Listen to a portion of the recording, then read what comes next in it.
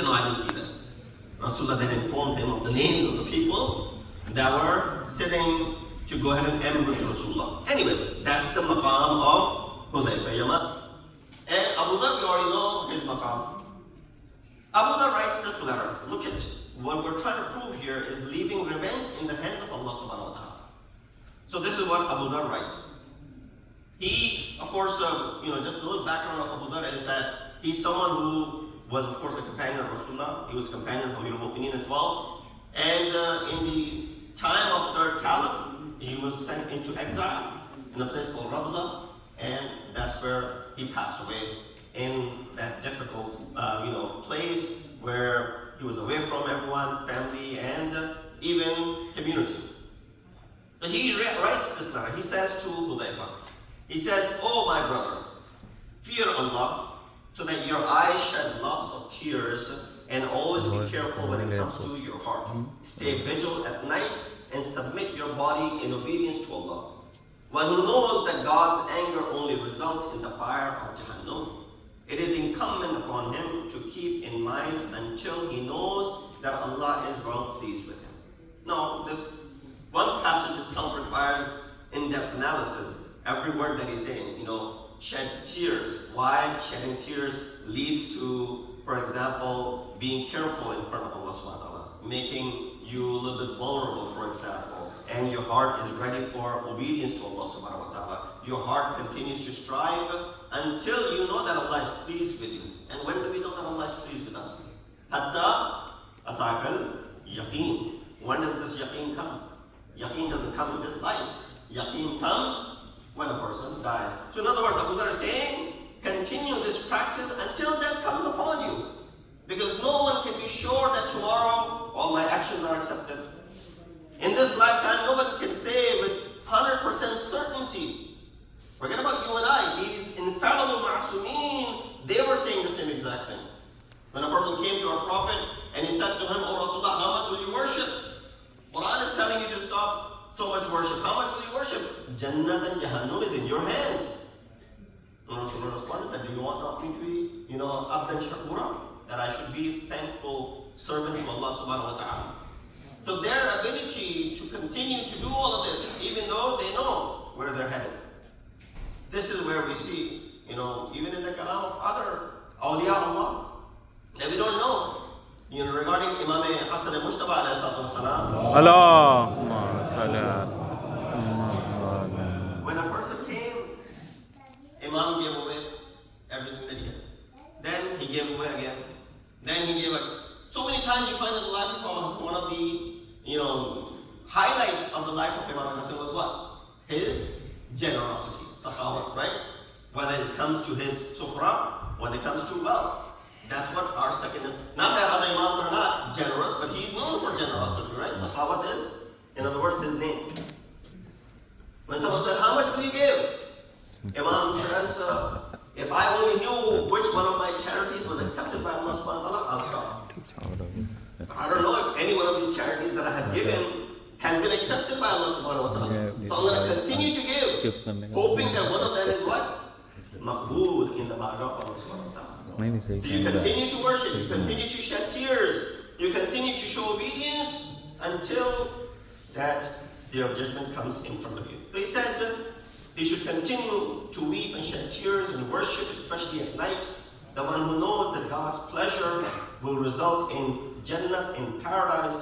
It is incumbent upon you to side with truth and haqq all the time to attain that sa'adah and that prosperity, and sacrificing the wealth and family and staying vigil at night, ibadah, fasting, opposing the oppressors with hands, with your tongue. Those who possess no religion, fighting with them becomes very easy. Up until this point, it was just advice that he was giving as a true friend to his friend, Abu Dhar to Hudayfa.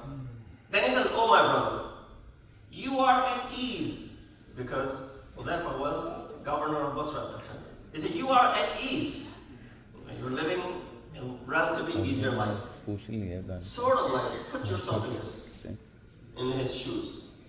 Sort of like someone from the places which are under attack right now.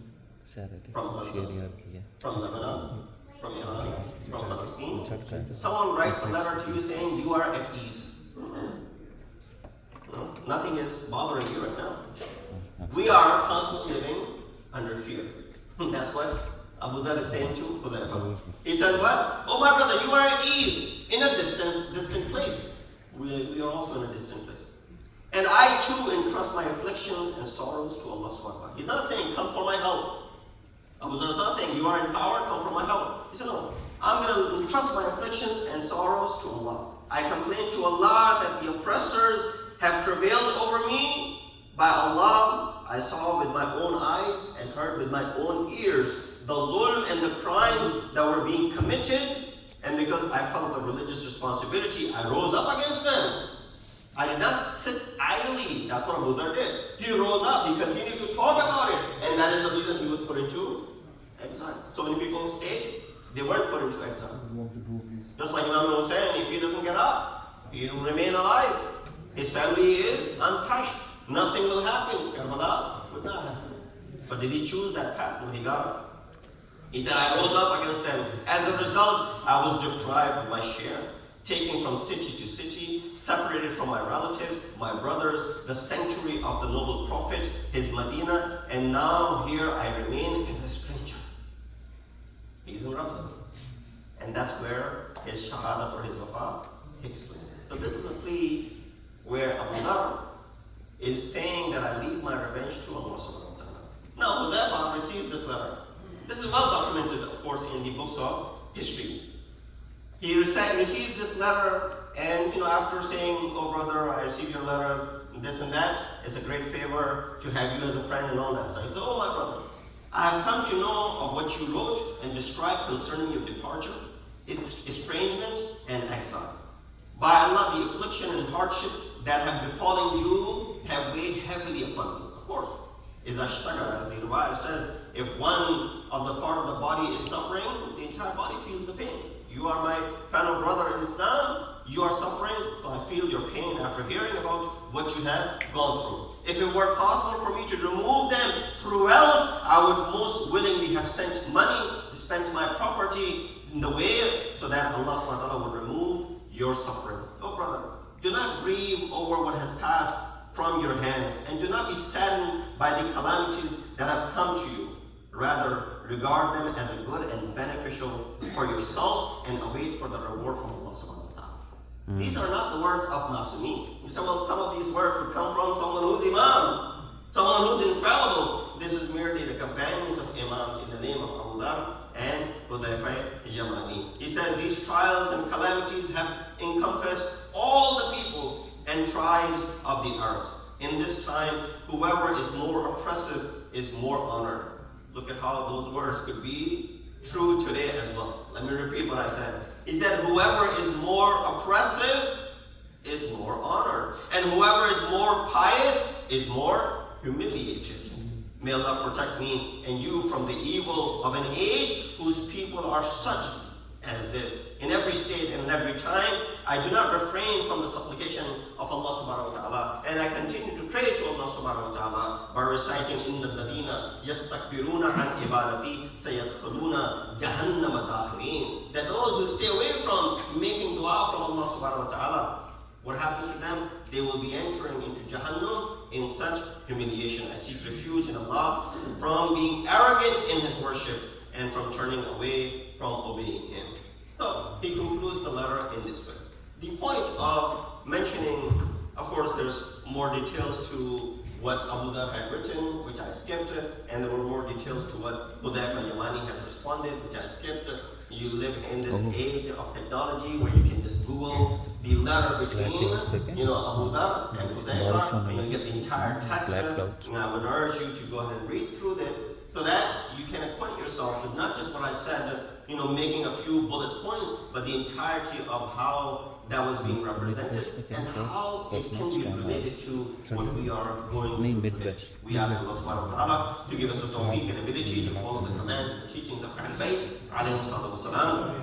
We ask Allah subhanahu wa ta'ala in these troubled times that we remain steadfast and we do not lose hope in the mercy of Allah. In Nasr Hadith, وَأَبْلَغَهُ إِذَا كِتَابُ اللَّهِ أَعُوذُ بِاللَّهِ مِنَ الشَّيْطَانِ الرَّجِيمِ بِسْمِ اللَّهِ الرَّحْمَنِ الرَّحِيمِ وَالْعَصْرِ إِنَّ الْإِنسَانَ لَفِي خُسْرٍ إِلَّا الَّذِينَ آمَنُوا وَعَمِلُوا الصَّالِحَاتِ وَتَوَاصَوْا بِالْحَقِّ وَتَوَاصَوْا بِالصَّبْرِ.